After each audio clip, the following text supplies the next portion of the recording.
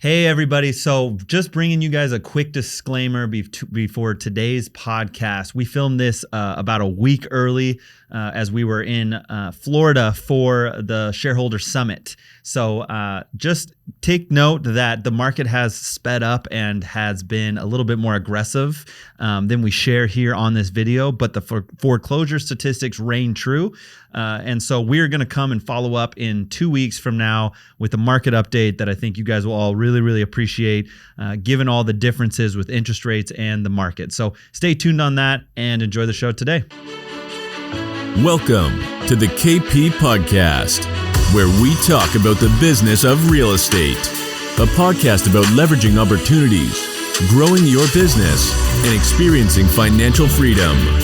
Here are your hosts, Keith Anderson and Peter Cambucos. Hey, welcome back, everybody. We are here. I'm Pete. This is Keith. We're sitting here in the Forum in Chandler. And Keith, the temperatures are up, man. It's getting hot outside. Inventory's up in our market. And foreclosures are way up in our market. Yes. I mean, we looked at this stat yesterday, guys. Foreclosures are up 250%. Now, how many of you guys saw this video and you clicked on it saying, like, what the heck? Like, what's going on, right? And I think crashing. And immediately your initial reaction is, oh my gosh, it's hitting the fan. Like, this is what we're talking about, right? Everybody's looking for the foreclosures. But remember, numbers and data can be misconstrued so many different ways if you're not careful. So this video and this podcast, a big part of it is like, hey, make sure you're analyzing the numbers that are actually there. Percentages are a very scary number. Okay, this statement that 250% year over year is actually true. 100% true. But you know how the old saying goes, right? There's lies, damn lies, and statistics. So we want to talk about it today is, although true, you're going to see more and more videos and podcasts and news and media out there sharing these crazy numbers. But to remember that we were at historic lows in almost every major statistical category in the Arizona market, in the national market. So you have to, it's more like the buyers beware of these actual stats, if you will. Yeah. So let's dive into this foreclosure topic here and kind of go through what we're looking at, right? So last year, or whatever it was over the last year and a half, we had a foreclosure moratorium at some point, and that ended last year. Yep. And so since we've ended, we want to look at, well, what's happened? Well, like we said, year over year, these foreclosures now in Maricopa County, and these are, to be clear, foreclosure notices. We can look at that and versus the actual, and it's been, fraction all the way going back to the crash. Yeah. So foreclosure notices up 250% from last May to this May. And but let's look at those actual numbers. So last year, Keith, how many foreclosures did we have last May? 70. And now, how many did we have this past May? 280. In May of 2022. So think about it this way, guys. That there are almost 6 million people that live in the greater Phoenix area. There are a lot of houses. On average, we were averaging between 120,000 to 150,000 or so sides or transactions a year. Yeah. Actual transactions. Right. To see the number 70 go to 280 is not a watch out world, jaw dropping. Although the percentage is crazy, it is very much an important number to look at as this thing changes. Now, if you tell me, hey, it's going to go up by 250% month after month now, that's where we need to start really taking sight on it. Yeah, so let's put some perspective on that and then talk about, could it go up 250% month over month? Well, I don't know. Let's find out. So to put a little more perspective on these numbers, so March 2009, we're in the middle of the real estate crash here in Phoenix, one of the markets that got hit the absolute hardest.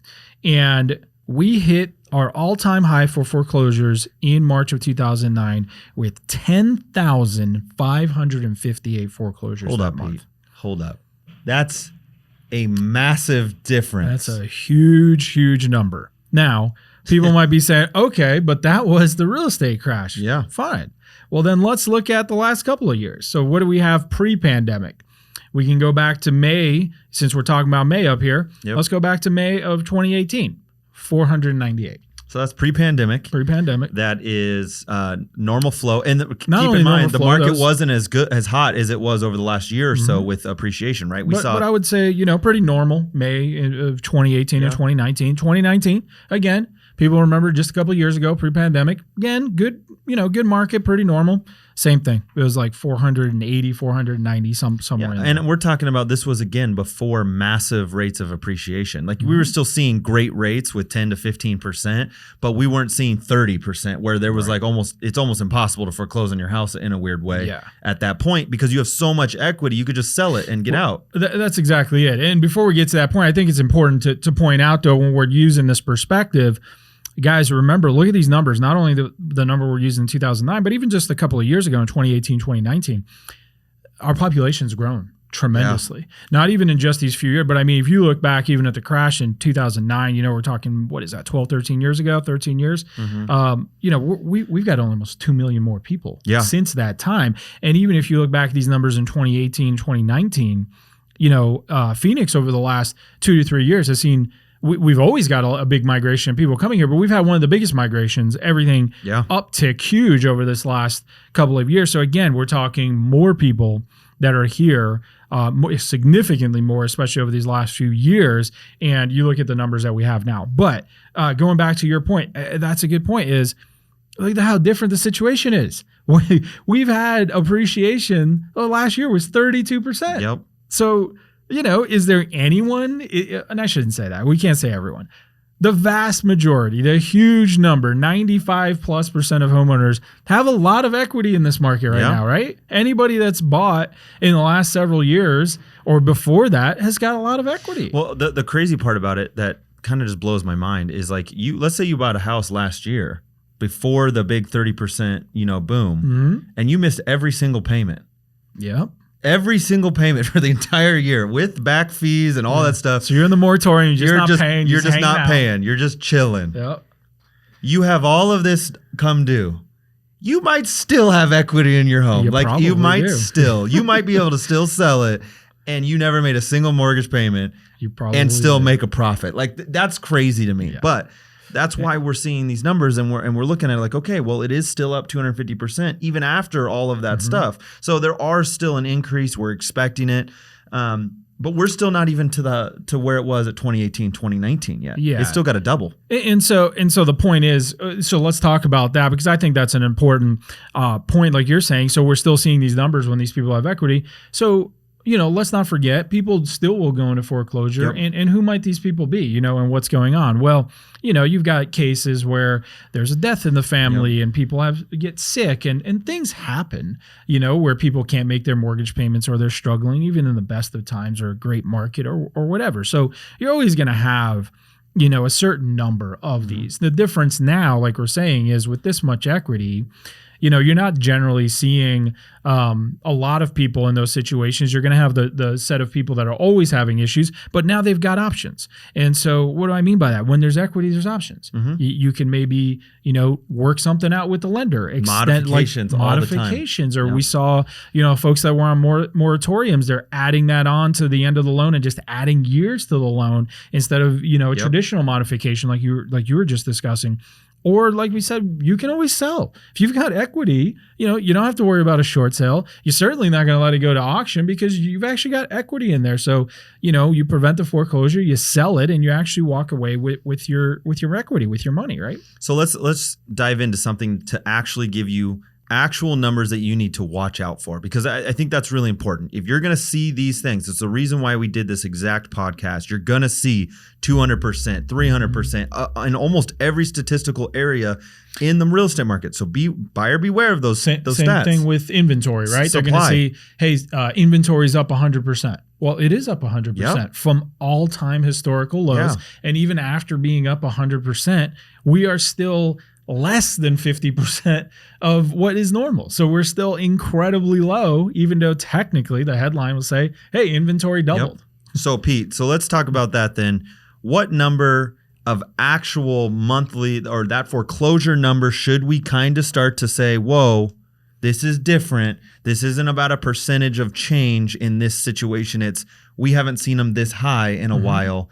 Adjusted a little bit for population as well. Because remember, if there's a lot more people and there's a lot more inventory, that number should be higher than it was in the past. Like, it just naturally should be higher. Yeah. And I would say, so if you're looking at, like we said, these pre-pandemic numbers, even if we're looking in 2018, 2019. 500 or so. Let's just round. Exactly. Let's call it 500. Those are still incredibly low numbers because things were going pretty well. We had very, very low. More of a historical average might be something of like 1% to maybe 2% of the market might have those foreclosure notices. That doesn't mean they'll all end up going over to auction. Absolutely. So, if we're looking at those numbers of you say, hey, when do we want to start paying attention that something else might be going on here? Maybe if we start getting up towards, I don't know, 1,500, 2,000, foreclosure notices, and, we start talking about, 1 to 2% at that point. Yeah, then maybe start paying attention again, because that doesn't mean that there's a crisis or something to worry about at that point. But now it's like, hey, we've now gotten back to, say, more of a historical average that was maybe when times weren't as good. And so if we start seeing those go into the thousands, like I said, 1,500, 2,000, 2,500, then certainly at that point, we want to take a closer look and monitor what's going on. But, if we're doing these things and we're at, like, we're under $1,000, 280, 500, even 700, 800. Yeah. I mean, it's basically insignificant. Yeah. We have to realize that, like, this stuff is happening because people aren't able to pay their mortgage. And if more and more people aren't able to pay their mortgage, that usually reflects something else in our economy not going so good. Loss of jobs, a recession, other things like that. Right. And so we're looking at this one data point to look at how's the market doing as an economy perspective, as well as what's the new inventory going to look like. Because that's the other swing of this, is the reason we want to track this foreclosure, not only for the economic purposes, but if we have 2,500, 3,000 new foreclosure notices, that might be 1,000 new properties coming to market from the bank at a different type of price, at a different type of structure. Yeah, and let's talk about that, of what people should be looking for, right? Because excuse me, fundamentally, you've got to ask yourself, hey, what causes a foreclosure crisis, right?